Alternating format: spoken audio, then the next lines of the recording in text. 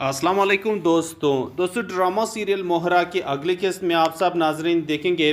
सिकंदर को बहुत शिद्दत से एहसास हो चुका है कि उसने अनुषे के साथ बहुत ही ज़्यादा बुरा किया है, अलीज़े के साथ बुरा किया है और भी बहुत सारे लोगों के साथ बुरा किया है। क्योंकि यहाँ पर सिकंदर का दिवालिया निकल जाता है।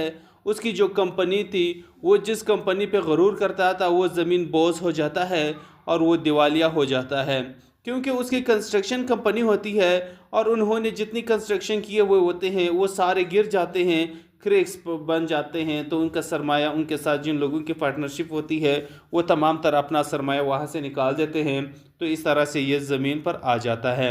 और दूसरी तरफ उसने हाफिज़ साहब का जो मर्डर किया था, उसका केस भी रीओपन हो जाता है और ये भी साबित हो जाता है कि उसने हाफिज़ साहब को नाहक कत्ल किया है।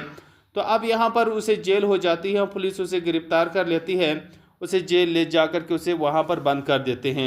अब उसकी ज़मानत भी नहीं होती।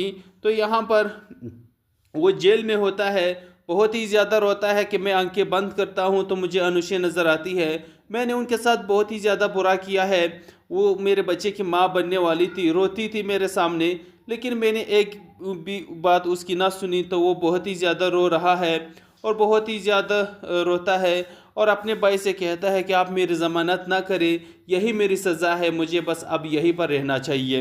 लेकिन आप देखेंगे कि यहाँ पर अलीज़े फिर उसकी ज़मानत करवा देती है और फिर जैसे वो जेल से बाहर आता है और कहता है कि किसने मेरी ज़मानत की है, मुझे बस इसी जेल में सड़ने देते। तो यहाँ पर अलीज़े उसे बताती है कि मैंने निकालना है, क्योंकि तुम यहाँ पर हो तो मैं चाहता हूँ कि तुम पल पल मरो, इसीलिए मैंने तुम्हारी ज़मानत करवाई है।